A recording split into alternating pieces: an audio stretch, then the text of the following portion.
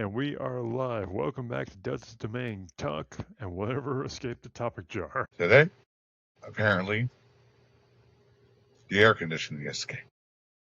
It didn't escape. I temporarily redirected its power. There's a difference.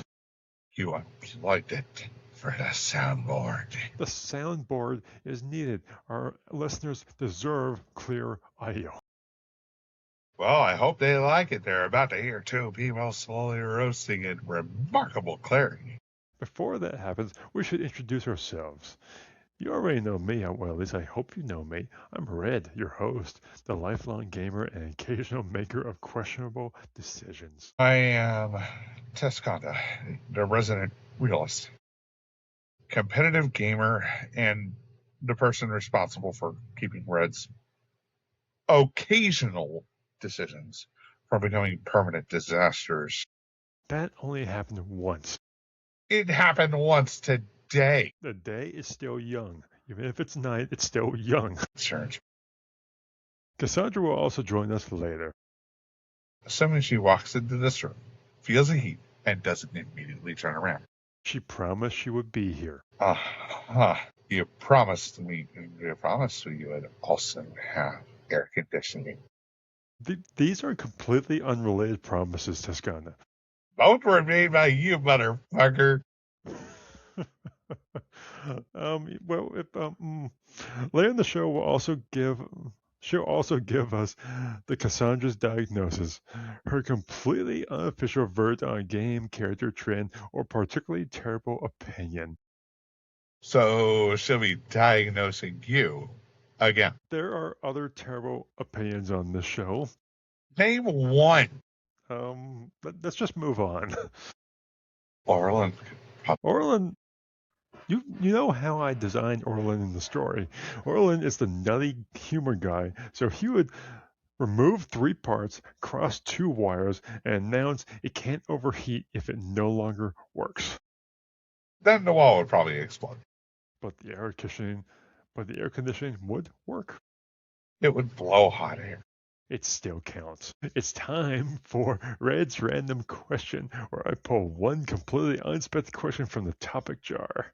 Ready? Did you actually write any questions this time? Define wrote them. Why is there a restaurant recipe? Every question is unexpected if you don't read it first. So let's just open this now. Okay, so here we go. Could we survive one night in a horror game? I could. I don't think you could, but that was quick. You tell me how. I wouldn't investigate the strange ways. But that's how you advance the story. Surviving the night means avoiding the stalking. Fine. You hear a strange noise upstairs. What do you do next? Leave.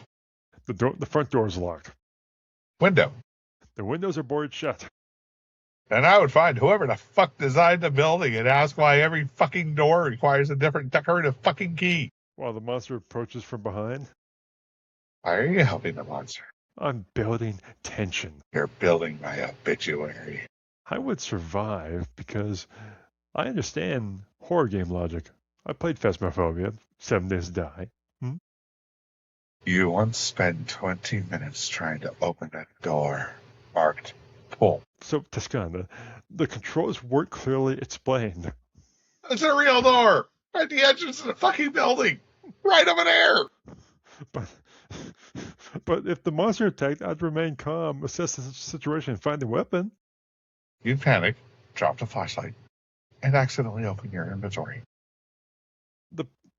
That pause menu could save my life. Not if we're playing online. You'd come back for me, though, right? How many decorative keys are you carrying? Too many? Then yes, we might need those. That was almost friendship. Don't make it strange. We'll find out whether either of us would actually survive, and Cassandra will join us there to tell us exactly where our plans went wrong. She may need the entire episode. On that comforting note, lower the temperature, check beneath your bed, and welcome to Delta's Domain. That thing, yes. Orlin fixed it. Orlin. That makes this considerably more concerning. Just a little. Just a little. I mean, you read about Orlin. You know what? You played Orlin, for God's sakes, in the game. I know I just put Yes. him into a story so he would make sense. Yes. Yes, I know. I know the character. And I also know what he would do.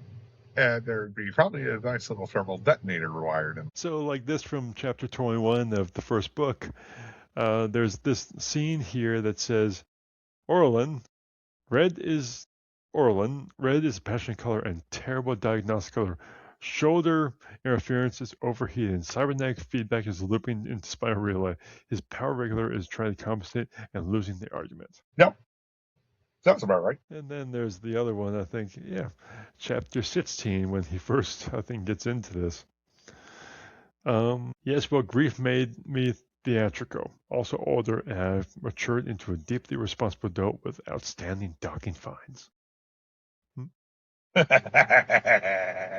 So, yes, we have had this. We have had this completely.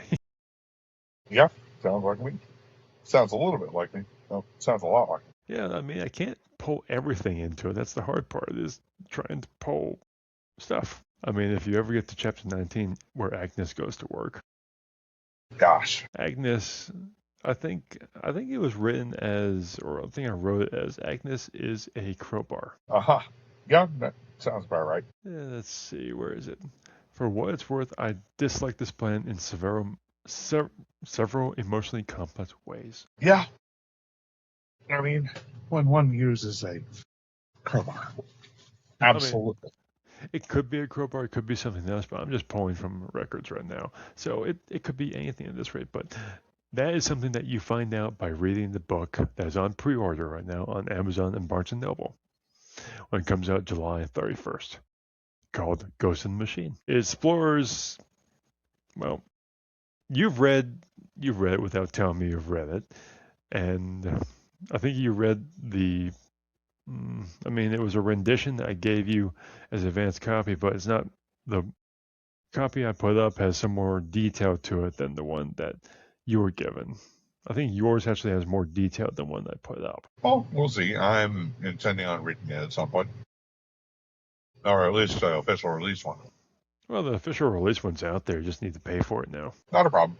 Well, it's also, if I could give you the advanced copy too, but the thing is, when I finally get it to release, I am going to be putting it up for, it's going to be made into a hard copy. So the hard copy is going to feature what the ebook doesn't. The ebook is just the document from start to finish. The hard copy is going to be filled with concept art and illustrations to give you some insight on what's going on, a little bit more of the characters and the faces, and so on and so forth. That's what's making it a little differently, but the hard copy book, I don't know what I'm going to do yet. I know for me, personally, I'm going to give out some advanced copies to people I know that, like you and Cass, I'll give you one. But that's just it, because they're your characters there. And I'm just playing that way through. Well, I won't say no, but when it comes out, I'm definitely buying a copy to go and support. Well, yes, that too. In which, that's just it. There's a lot of things going through the air. I mean, technically, you guys gave me the rights to your characters, but I'm trying to keep them as close to who they are without changing them. Hey, Orland's going to be fun. I love him. And there's some things down the line that I have not told you about because, well, spoilers. Well, they're after the first 7 books. And I think I never even told you about it either, but I think, I could probably just pull it up here and pull the file.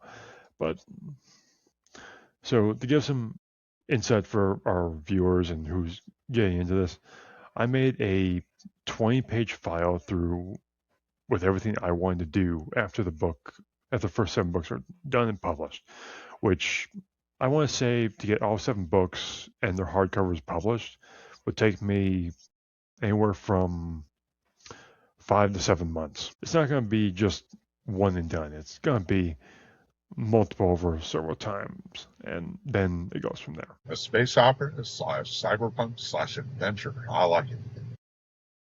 Well, it has to be. It has to be engaging. Well, at least I hope it is. I'm trying to remember where it is because I made the. Here it is. And now I'm going to share it here so you guys can see it. And this is kind of one of those. It's already copyrighted. You can't copy any of this, so there's nothing you can go off of to say this is mine now. Because this is my document with copyright claim. But now that you can see my document, what it is. Very good. But you basically see it here where it says books 1 through 7, all that right there.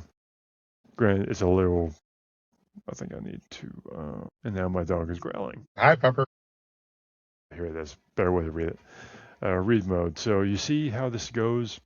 Book 1 through 7 are Establish the Crew, Ancient Danger, and Emotional Foundation. That is book 1 through 7. Books 8 through 15 prove Dominion can still hurt the galaxy even after losing ground. 1623 turn to plague, madness, and planetary extinction.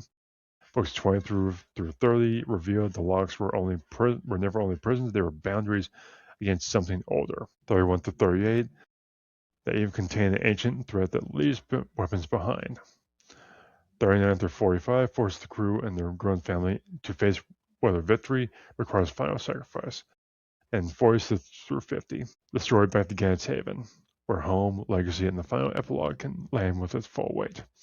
So I'm explaining this one to you. I told Casabet before as I showed her, but you see something that's very similar about these ones on the other page. Huh.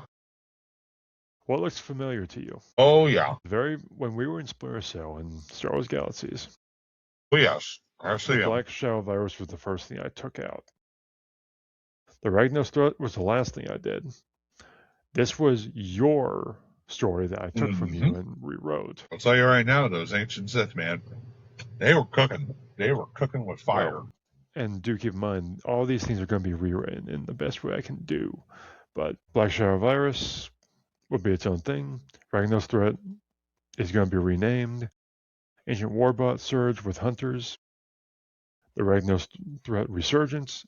And then it ends on the final epilogue for the whole crew. And that stuff I have not shown you yet, but that is generally what happens. It's all planned out, it's all there, but just to give a idea for just let's say developmental checklist after book 7. Clarify what ancient logs remain open or misunderstood.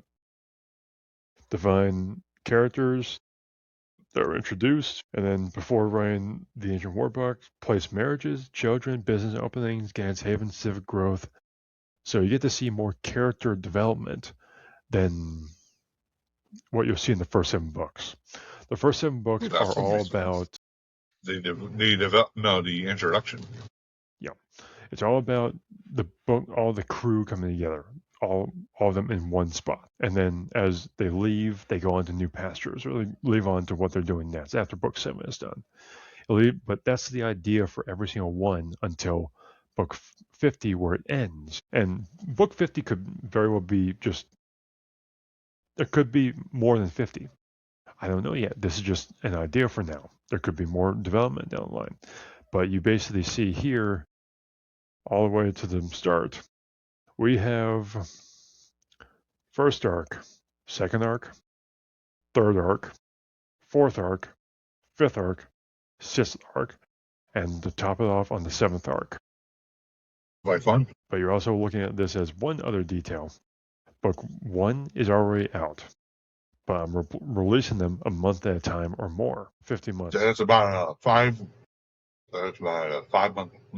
5-year plan. Yep. 1 month, maybe 2 months between books, depending on it. But yeah, 5 years or more to release 50 books. Books 1 through 7 are written. They're just being formatted. I have an idea for book 8, but it's not written yet. I have an idea. I have a book written for 16, somewhere in 16 through 23. Something I've wrote up as an idea, but it follows more and more into what. That's the idea for the Stubborn Dawn Saga. We're going to have 50 books, and over those years, as we do it, well, it's going to be a legacy. At least that's the idea. And that's the hard part. The first book has to do well for me to, well, the book doesn't have to do well for me to move on with it. I can keep doing what I'm doing, but I need to pay people to read it. And by pay them, I mean there are reviewers out there that you put your book on a certain website and give them access to it to review it and then write a review for it. And that's how book sales get done in the publishing world. Yeah. I mean, yeah, because then you have to get the, what is it, the York Book House or something like that to go and do that. Mm-hmm. And they very well could say, hey, this is a ripoff, this is this, and it could derail it.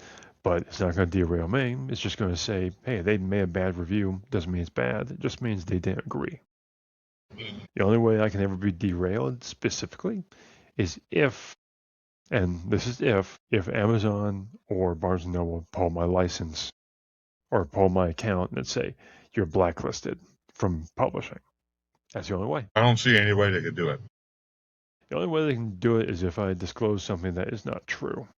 So that's how that works. But I mean, you've seen what everything looks like between. I've sent you everything that the ship, the remade armor. Yeah, you have. I mean, originally the T-visor was the signature look for him because it was following after what it was made for. And original ship was the Income S4. Now it's an Apex gunship that has similar I'm features. proud of you, dude. That has similar features to the S4, but is not even close to the S4. And I think the thing that you'll find fascinating about it is, and I think I sent it to you already, but maybe I did. I need to go grab it. Nope. And this is stuff I'm going to include in books later. So for those of you listening, watch for it months down the line. Watch for it down the line. It will come out and you will see it of what I'm talking about. You just have to be patient. But for Tesconda's sake, I sent that guess, and here you go, Tesconda. That is supposed to be book 50. So you see how the ship is. So turning it into a ground, into a home, effectively. So I'm going to disclose this for you because this is book 50. This is just a concept. But this concept is when you get past book 7 or book after the last arc that goes into the last arc series, it's going to touch on why it's there, why it's sitting there. But the point is, the stubborn Dawn will never be able to lift off again. So it sits there and you see it basically covering moss, covering all of that, but it's covered around by flowers. And then you see off to the left, there's a town there. But if you look closely, stubborn Dawn rested here so we could rise. Thank you. They charted the path, we walk it forward. It's just a little synopsis to say the stubborn Dawn gunship saved the people of Gannet's Haven in the first place. It always returned home, and then there was one day it could never return home again. Or it could never lift off again. It would stand as a monument. Yeah, that sounds about right. As this is also a little synopsis to it. I'm not going to share it with anyone else but you. This is Blymer and Mira Steele. Very good. As Blymer grows old, as Mira grows old, and the stubborn Dawn has been sitting there for so long. It's nearby. It just can never take off again. And those are things you will learn by reading. And that's just how it goes. That's how I've written it. Eventually, stories end. And that's when things just end. It's a happy ending for the character. And I'm not showing you all of it yet. But do keep in mind for the book, just personally, it does wrap around with Blymer a lot. Because the main character is Blymer Stewart. He's the one you start with, and he's the one you end with. But as with most respectable stories, you end on a high note. But as you get past the first 7 books, as you get past, I think it is it's book 1 where you start seeing it, where Mira Steele and Orlin come in. And I gave your character a last name because I didn't know his last name. His name is Orlin Merrick. All right, that works. Because, I mean, his last name in game is Kirk, and that's not a good thing to go and put on there. Yeah, so I just gave him Orlin Merrick. Marrick. And that that is that. And then as you get to book 5, and this is it's in the books I gave you already to read. Book 5, you introduce Tesvaro. And I think I already told you about it, but Tesvaro is supposed to be the romantic interest of Orlin Merrick. Very good. Then there comes Kassan Vale, who is just one spin-off character. Then the last character that comes into the fray is Kess in book 6. And then that launches everything forward. Interesting. But that's just the first 7 books. That is pretty interesting. I do like that. You start with Blymer. Blymer meets Mira, and then Blymer contacts out, and it reaches the cast, it reaches to Orlin, it reaches to a lot of people, but it mostly reaches out to Orlin, where Mira and Blymer, unlikely allies, run into Orlin, Blymer's old battle buddy. That leads into book 2. Book 2 leads into book 3. 3 leads into 4. 4 leads into where you meet. No, I think it is. Book 4 leads into 5, and 5 you meet Kassan and Tess. And no, sorry, I'm just going off of memory now, which I should know it. I should know it very well, but it's late. It's 9 p.m., so my head's not taking all together. Book 3 leads into meeting Rift and Xeno. So you remember the droids that we made in Splinter Cell? Oh, yeah. Well, because of all that, they still have their designation codes when you first meet them, but they get officially named Xeno and Rift. Of course. And they hate each other just as much. Yeah, they have their own personalities too. So Xeno is still Xeno, R4 it's 1, and yours is R3F2, which is Rift. But that they meet. Xeno and Rift come into the fray at the end of book 3 and into book 4. Then we get into book 4 to 5. 5 is where Kassan and Tess come in, but also Maddox. So MD7 is a medical droid 7, but it's basically a protocol droid or a surgical droid that prefers the name Maddox, MDDOX, and corrects Mira as soon as she finds him, basically. And from book 5, it goes into Sitz, and towards the end of Sitz, Kess comes in. Oh, very good. And that propels into book 7. And that ends the first arc. But that's just how the team comes together first. That's the team. Everything afterwards is the story. I love it when a plan comes together. Sorry, I couldn't help it. I know. I knew you would do it because it's you. Hey man, it's like I grew up watching the A-Team, okay? And I've already sent the picture to you of what the whole character team looks like. So if you scroll up to about 621, you can see the whole team of what they look like. MD7, R4S1, R3F2, Cass, Kassan, Orlin, Tess, Blymer, and Mira. That's the team for the entire book series. Start to finish, that is the team. Let's see, I think, I did leave it in here. I need to go grab it. I think I know where it is, though. We'll definitely say Orlin is definitely going to be fun. I'm just waiting the fast stalking smuggler. Yeah, I'm waiting for you to read about it and see what he says and what he does in there. It's fun to watch him. It is definitely fun to watch him go through the motions. But here is also a image. I can think of ripoffs. I think ripoffs on Solo on that. No one's necessarily wrong. So if you look at that image I just sent you, that is the interior layout of the Stubborn Dawn after it's been repaired. Sensible. Very sensible. But you can see how big the ship actually is. Fairly big. It is 4 to 8 crew minimum. It's 34 to 40 meters in length. 6 hull-mounted turrets. 5 engines, 3 primary, 2 auxiliary. 5 engine beast. The wings fold up, as you saw in the image. Let's see how we have it. You have the pilot seat, co-pilot station, command console, navigation console in the front. Central common area, cargo storage, work tables, equipment racks in the middle, so a big area.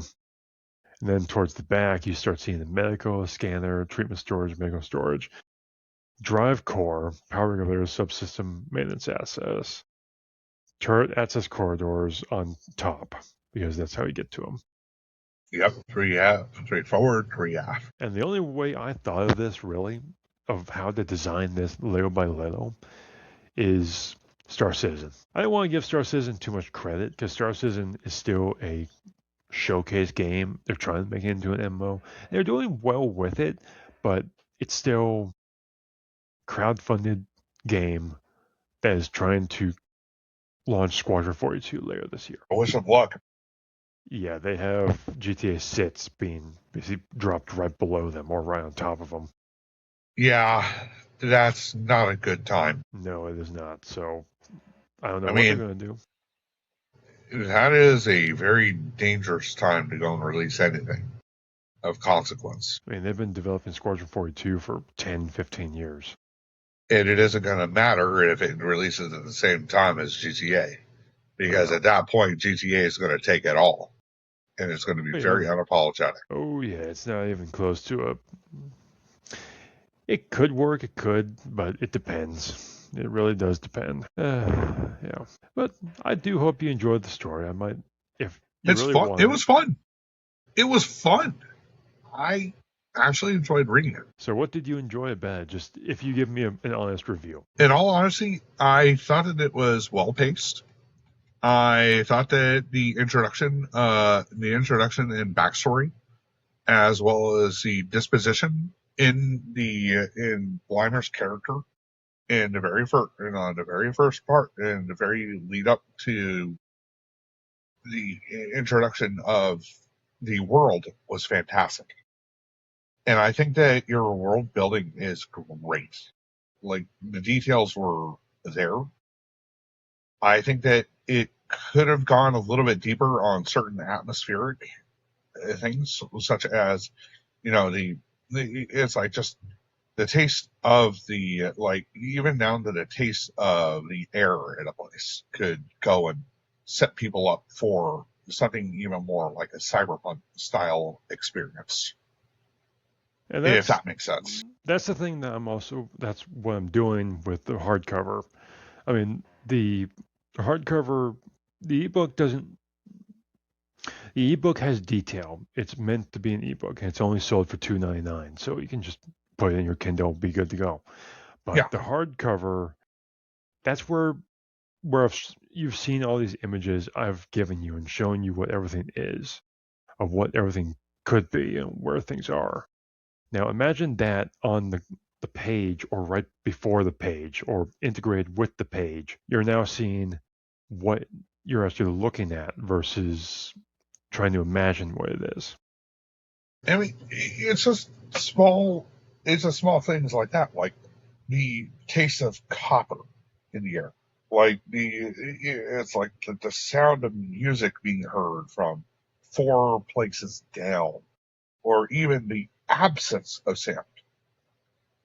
And something that goes and it's like, when you're building a scene, when you're building it, this is more something that comes in from an English major on this one. And this is more of just something dealing with building a scene. Like, I will definitely say one of my personal favorite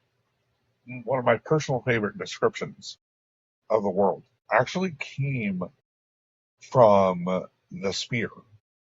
If you've ever read that, fantastic work. I have. It's one of the things that gave me inspiration with all these things is just doing that. Now, granted, I do use tools to help me, just because doing 30,000 words takes time. And there are some things I need to use tools to assist me. I don't have an editor team. I don't have a design team. It's me. So I need to use my tools. Whether that's AI, whether that's cover designer, whether that's just, hey, give me some critiques just so I can edit it a little bit. Yeah.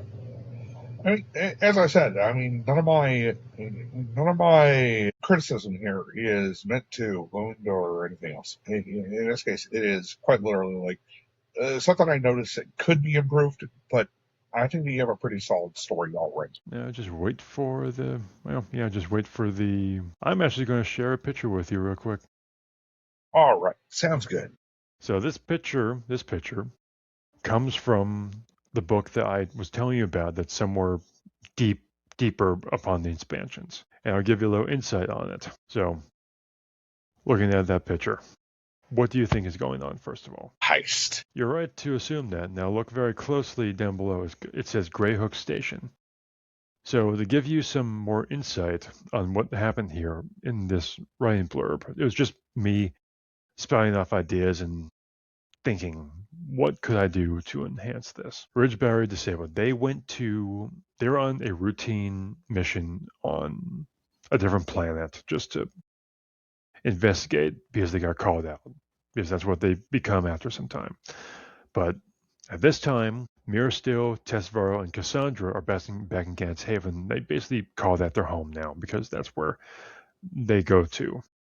But Mira just had her kid with Blymer. So she is kind of in that recovery stage, and there's nothing she can do about it. She has to stay behind. There's no choice. While Blymer, Kassan, and Orlin go ahead, and this is what they're doing. They got shot down on that planet, and now they are looking at, because all three of them are Rebel Front operatives. Kassan is the most recent. Blymer is a former commander. Orlin worked with Blymer in the same unit. And keep in mind, I did not dispose of the Splinter Omega. Splinter Omega is still the name of the group that they were a part of. So Orlin and Blymer came from that group. Kassan was with that group, or was with that organization. And they've all since then gone from it. Now they're on a station, or they're in a planet where the Greyhook Station Class CP orbital platform is an old Rebel Front outpost, fortress, that has been taken over by a new enemy that wanted them shot down and knew they were there. So they got shot down. Orlin got hurt, so you see his left arm, or his arm's in a splint, and then Blymer's arm is all bloodied up because, well, they crashed. They crashed into the surface, and they had to pry themselves out. Yep.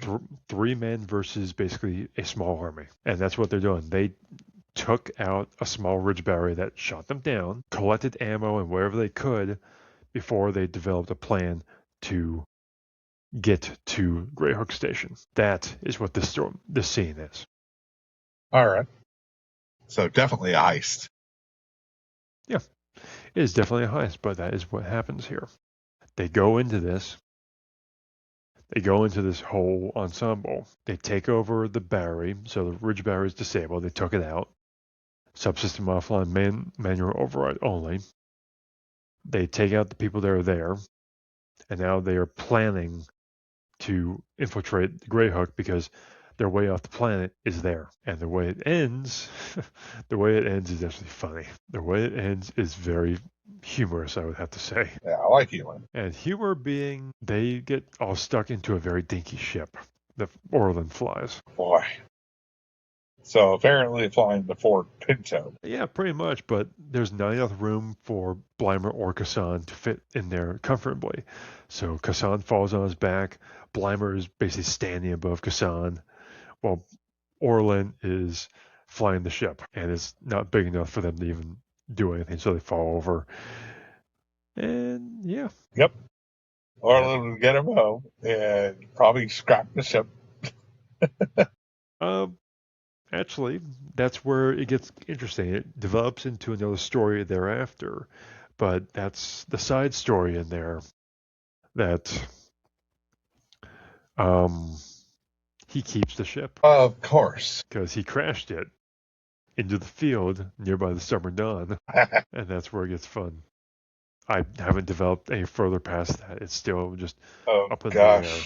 I could already see the wives already having problems with seeing everyone come out of But, that rather than the ship that they left on. well, that's the interesting thing about it when it comes time.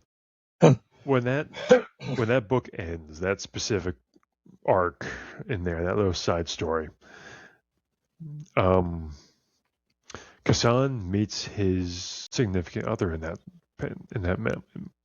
moment. Orlin has Tess, and Tess. I don't know when they. I don't remember when I made it so they tie the knot, but that's just how it goes at that point. That's how I have it kind of I could set. honestly see Orlin. I could honestly see Orlin and Orlin and whoever he's with probably both having a nutty sense of humor. So remember to look back towards the image I gave you of the group shot, and then go to the part where it's just Orlin and you can see the stubborn Don in the background. So there's chemistry there, but Orlin's the jokester, Tess is the mechanic. Straight bird, the straight man. Oh my god, that's a Chewie and Han there, right there. Yeah. And then here the fun part was when I made that little scene with all the droids, all the bots, R4X1 and R3F2 fighting. Of course. And then Matt's just watching. He already knows not better than to go and get involved in that. Well, He already knows better. those two are just going to get at each other. But there is a developmental scene in um, book 6 that I think you'll like. If you get into it and read it, great. But I suggest you read them from start to finish before you just look for it. Well, I'm definitely going to be doing that. And you have all of them, so you can read them, look through all of it. But keep in mind that the book 6 is not going to come out for probably until next year. Yeah, I'm okay with it. I'll wait for the final product.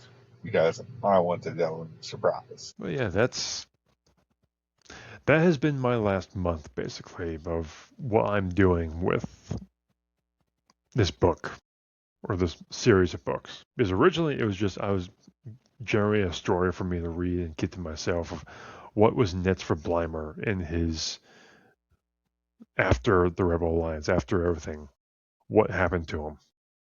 And originally it was a very dark story. Originally it was very, very dark. Well, are we talking original alternative take of Rambo's ending scene or darker? Darker in a way. You read the first passage of when Blymer is above Vatsnol, right? Yeah, we have a chat. So the difference between the first edition that was made and the edition you read, Blymer was an assassin at that time. He killed Vatsnol by shooting him through his neck and walking away. There wasn't a interaction. It was just he killed Vatsnol. A gory scene of killing a trafficker. Orlin would be all for it. Well, I was all for it too, but the problem was when the first rendition came along, it was too much of it was focused on what happened to Blymer in the first 2 chapters. It was just a repeat after repeat after repeat of here is his tarnished by, here's what happened to him. And it just got so disparaging that what is the point of listening to this thing? Here's where it is. If you're going to have them with that, I mean, you might want to, it's like sprinkle it throughout. It's like things that come out, but aren't, it's like you don't want to have exposition mount ever. In a story that'll kill your momentum, that'll kill your thing. And all of a sudden you're going to have a reader going like, why the fuck am I going to read this? Because I'm already getting everything that I need out of this. No, it's like, I don't need to go and learn anymore. I mean, they already told me everything about this person. There's no more mystery, no more intrigue. Well, that's the point I was making is original concept, that was it. And now you read what it is now versus what it was. Oh, yeah. Well, I like what it is now, 1,000%. Is the original, let me see if I have the original document, because I think I still have it somewhere. Because when I first did this, let me see, it was, let's see, book 1, Ghost of the Machine. It's 619 is when I started it. Here was the first one. I'm just going to read it off because it's going to be easier to read. Okay, prologue, Dead Reckoning, Ghost in the Machine. This is before the saying was even given. The rain on Nar Shaddaa wasn't water, it was greasy chemical mist that bled from the smelter stacks of the smuggler's moon, and it clung to Blymer Stewart's like second thinner skin. He stood on gantry 300 stories above the neon squalor, the wind whistling through servo mechanisms of his spine. His left eye, the one that was his own, watched the luxury skyrods drift into the docking clamps. And then you get to the point of the surgeon didn't take his organs. The war had taken his purpose. Without muzzle flash and scream of dying enemies, his internal chronometer didn't tick. His synthetic heart, a silent pump of black dirt, still only beat when he was taking life. He drifted into the outer rim, found work with the Huts. They didn't care about empathy indices. They cared about results. Kill first, talk later, they said. He'd kill first and never talk to all. His employer, a blood hut named Gorba, paid him in credits and replacement parts.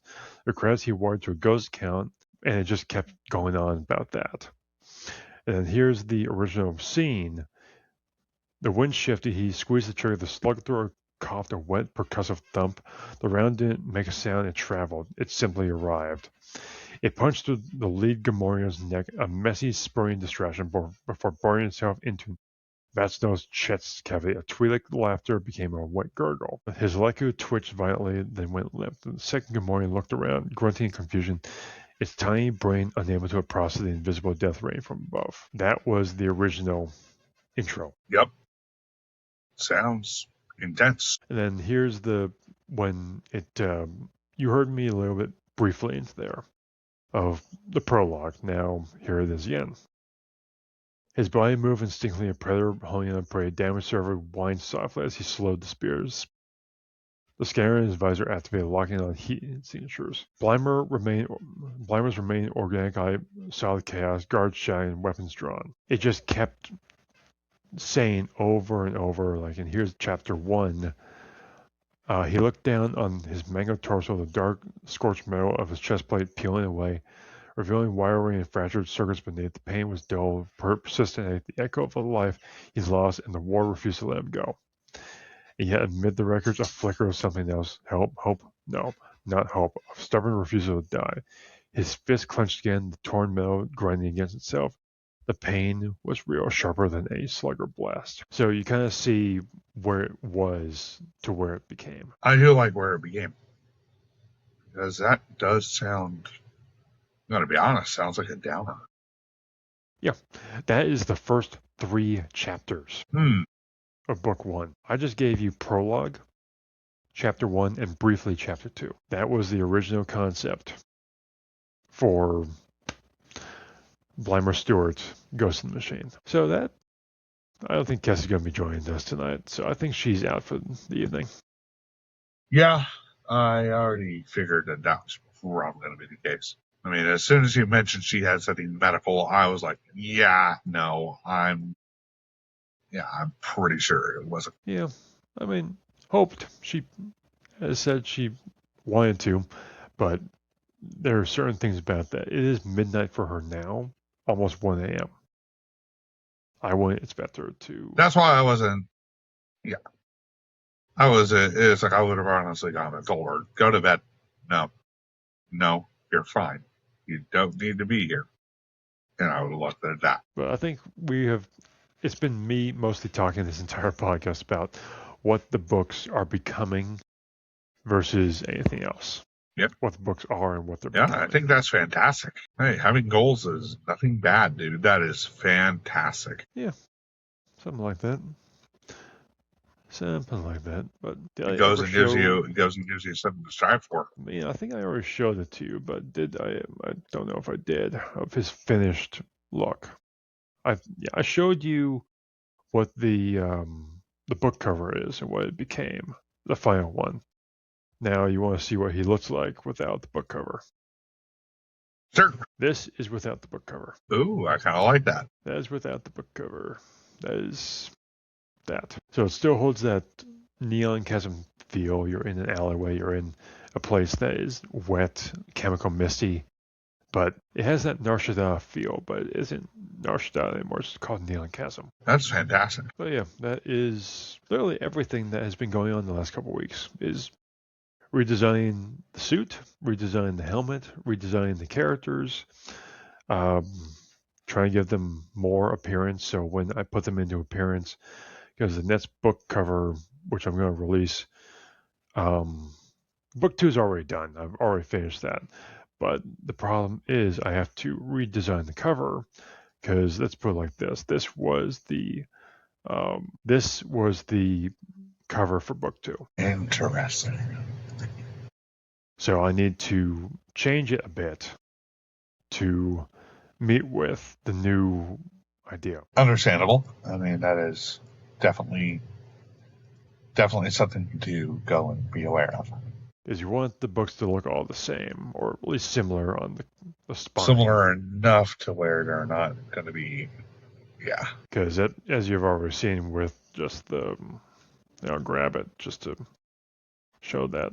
And I'm going to be working with it over the next week or so. But you already see the prime difference between, oh, god damn it, I didn't even do that. Where's? Let's see, copy image, paste, and paste. You can see the Web of Deception, book 2, and what book 1 is. There's a lot more detail in book 2 than there is in book 1. And you have to keep with the similar style of how the text feels, the typography, layout, the words, the font need to stay the same. And that is the biggest problem, is doing all of that. I'd say the biggest complaint I have with book 2 is it's shorter than everything else. Makes sense. I mean, the second book is either going to be a lot longer than the first one, to the point where it's absurd, or it's going to be one of those things where it doesn't work well enough. Well, it's supposed to be, book 2 is supposed to be, you follow up right after book 1, where you finish up of the last sentence is almost was enough. And they're making their way to the next point, which is going to be Sandshire, desert world. And then from Sandshire, they get brought down, and Orland's precious ship gets shot down for the umpteenth time. Man, I'm hoping that Orland has has something like Nico, the smuggler from the Old Republic. My ship. Can she fly? She may not be pretty, but she's fast. There is some hinting of that, yes, but not completely to that. And then when you get to book 5, and book 5 is when the Summer Dawn comes back to life. But there is a little detail in there with Orland that you need to read. Very good. I'll definitely take a look into it. Because you do remember just looking at the layout of the ship. That ship under a lot of moss and all that. And then them rebuilding that ship over a month and a half. I'm looking forward to this, honestly. Yeah, so you have it. You have it there. And I know all the books are written and ready to go, but I'm doing final revisements before I release them. Understandable. I mean, that's always a good thing to do as well, just to go and get everything refocused. I could tell you, when I first separated all of these chapters into 7 books, it was originally 156 chapters.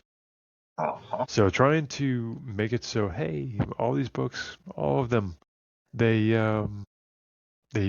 play into each other. Easy.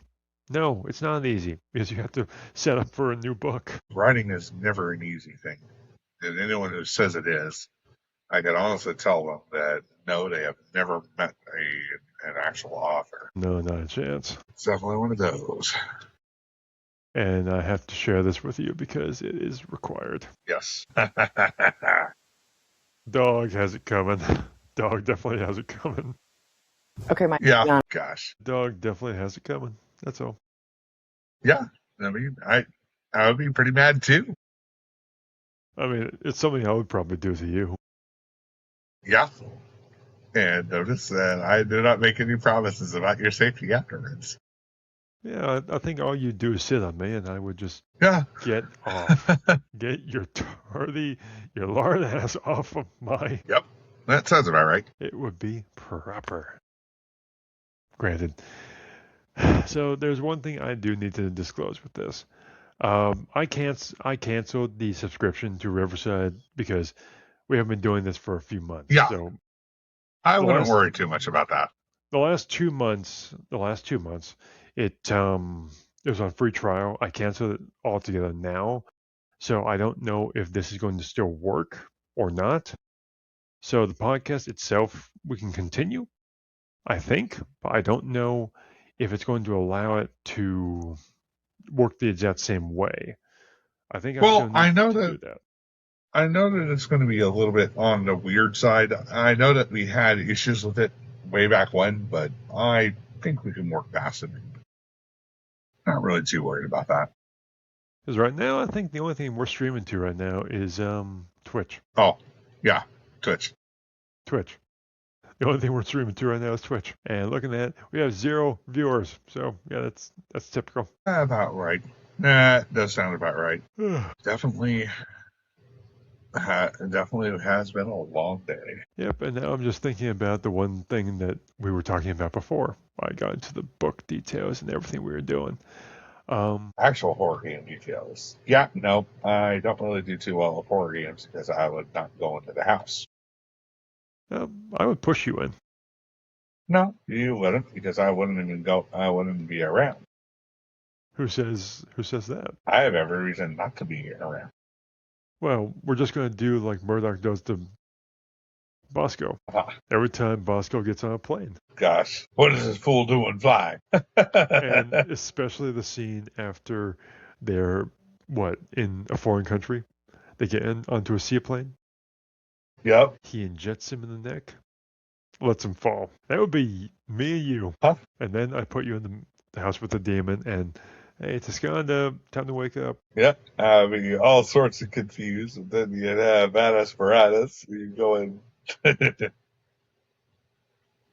And it'll probably turn back on me and I have to go rescue your body because, well.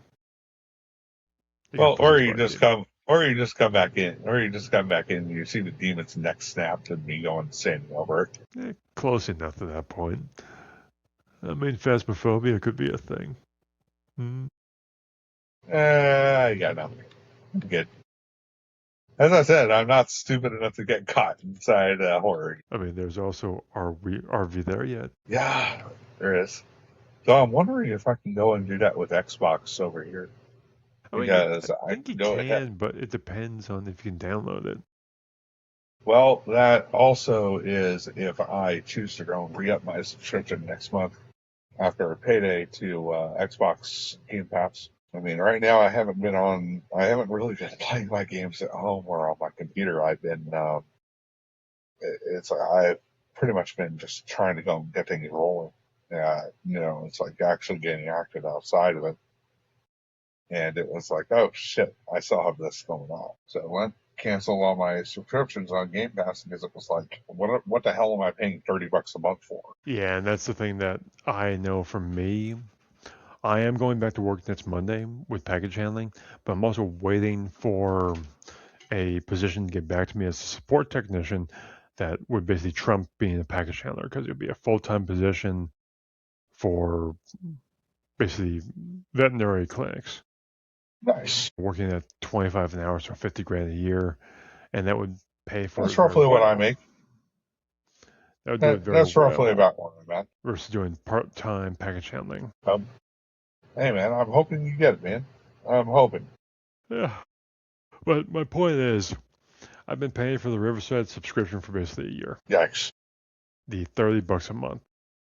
I remember when I told you that it probably wasn't going to be worth it. I mean, do keep in mind when we started this, I was on deployment and making $5 grand a month. Yeah. Tax free. Kind of makes you wish you were still going out there, right? No. I do not want to be out there. I want the payment, sure, but I don't want to do that. No, I don't want to go back. There's not enough money in the world to tell me to go back to that third world country. Yeah, sounds about right. Though, I mean, you've been seeing everything else here recently. I mean, I didn't think I would ever see the shock and awe come back in my life, man. And here we are. I mean, we pretty much took everything that Operation Praying Mantis did and did it to the point where it was bigger. But no, that's just it. I cannot I will be going back to work, so funding would not be a problem. But at the same time, Why? It's like, hey, if we can get this going for free, I'd say I let's mean, do it. there are options to do it. It's just a matter of I don't know what those options include. Like, remember when we talked with that guy, Island? He was doing it through Discord, but I don't know exactly how he was doing it. That's true. There are bots out there, but the way I understand the bot is not free. Yeah. Well, nothing worth using is free. Now, I think that OBS might be a good alternative. You have to keep in mind with OBS, though, all the files that I have that I put into making it have to be delivered to me to edit out and then post. That's true. That's why That I've been would using require me to Riverside go. because It just gives you one straight file and that's it. so I'm Yeah, just I get looking. you. I'm looking at Riverside right now, the free plan, because it does have a free plan. Riverside's free plan allows you to test the platform for free with no time limits, although it caps your separate multi-track recording at a total of 2 hours. After those 2 hours, you can still record on a single track indefinitely, but exported videos will include a watermark. Of course he will. So the thing that we have is we have around 50 hours of recording time. Our recording time would be reduced to 2. Yep, that would do it. So we're paying essentially for their storage. Yeah, that's all we're doing. Makes I sense mean, now. let's see, Riverside FM, Discord bot variants. The alternative for that is CraigBot, which is I'm looking at here. CraigBot is a third-party bot for recording in Discord voice channels. Allows you to download your recordings in a wide variety, including multi-track variants, giving you a separate audio file for each speaker. How it works: you invite Craig app to your server /join, records the call. When finished, it sends you a direct message with all download links for all tracks. First time. But what's the catch? So that could be a go-to with it. Let's go ahead and put a pin in it. I mean, if it's linked to Nitro, that's already an improvement. And now I am looking at it. Okay, so the way it says here, and I'm just looking here, CraigBot is completely free for its core features. You do not need to pay a cent to record your Discord voice channels or download your podcast files. What you get with the free tier is generally highly generous, covers everything most podcasters need. Multi-track recording, you get separate audio files for each person in the channel, so that helps. Generous recording length, it records up to 6 hours per session, so we don't have, it's just based on our storage, not the Discord side. No speaker limits. There is no cap on the number of people can record. So Riverside has a 10 speaker limit, 10 speaker, and we hardly use it. It's just you, me, and Kess on occasion. Yeah, and sometimes a guest. Yeah. High quality exports. You can download the audio in popular formats like FLAC, and basically I can download it to other areas to do it, to combine it. Audacity project, which is basically easy to use. But here's the kicker. Your audio files are kept on a server for 7 days to download before they expire. So basically every time we go through it, we download it. Yep. Makes sense. Right? That being the only downside? I mean, completely free? The paid optional feature for Patreon. If you want to support the project, Craig's Patreon offers convenience tiers ranging from $1 to $8 per month. These tiers unlock extras like increasing file storage retention from 7 days to 14 days, automatic recording features, direct cloud integration to upload files to Google Drive, OneDrive, or Dropbox, higher quality audio, and transcription features. Okay. So, I mean, to be fair, 2 weeks is still roughly a good amount of time. at the same time, it makes it easier for you and me, because right now with Riverside, I'm doing all the edits basically.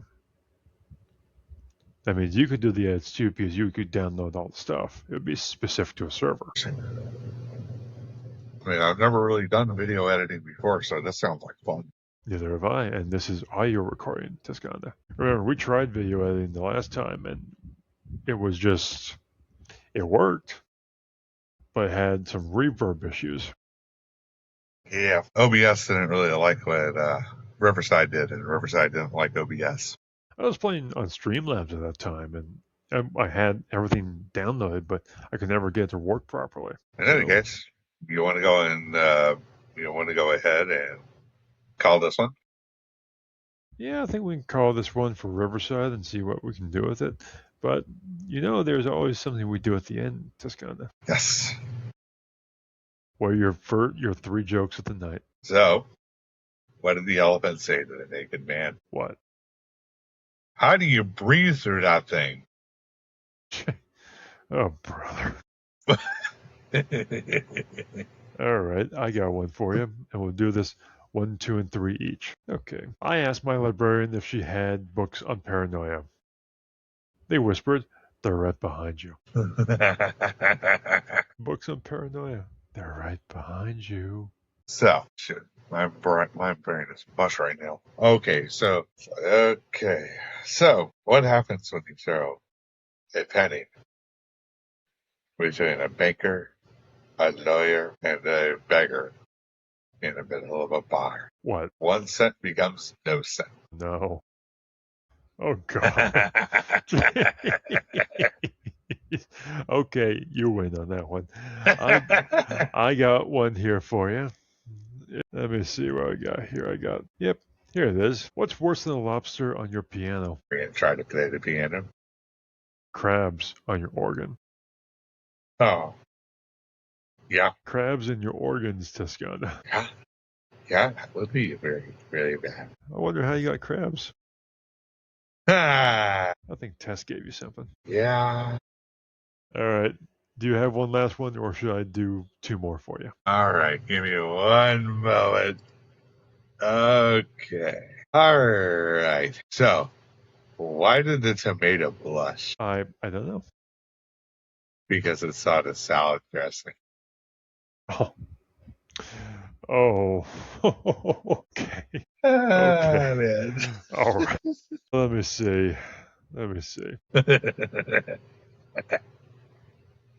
That was bad. This one is apparently called Banned from the Internet Favorite. And I'm just going to let you pick 1, 2, or 3 on this one because I have 3 of them. All right. 2. Okay. Why do pedophiles never win races? Because they prefer to come in a little behind. Yeah, that one's a little dark there.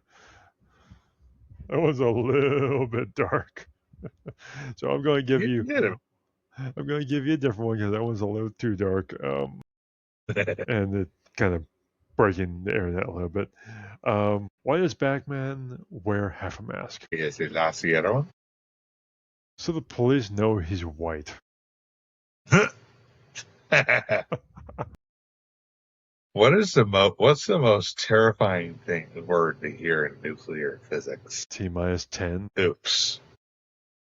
Oh, no. Nuclear winter. Yeah, I can walk.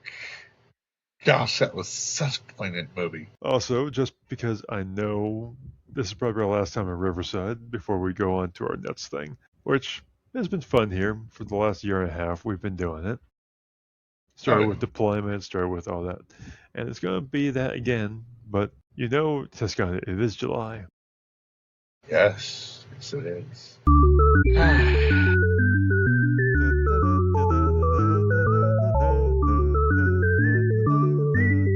Homework in July, yes, we get to do this. Yep. It's perfect because Eric. I think we're good to end there. This has been Delta's Domain. We will see you whenever we see you. I think it's going to be the end of July or the beginning of August. We're going back to the 2-week interval of Tesconda. We're not doing this every couple months. Yeah. Yeah, one other bad one. What's the best thing about Switzerland? I don't know. I don't know, but the flag is a big plus. Okay, we're ending it there. Have a good night, people.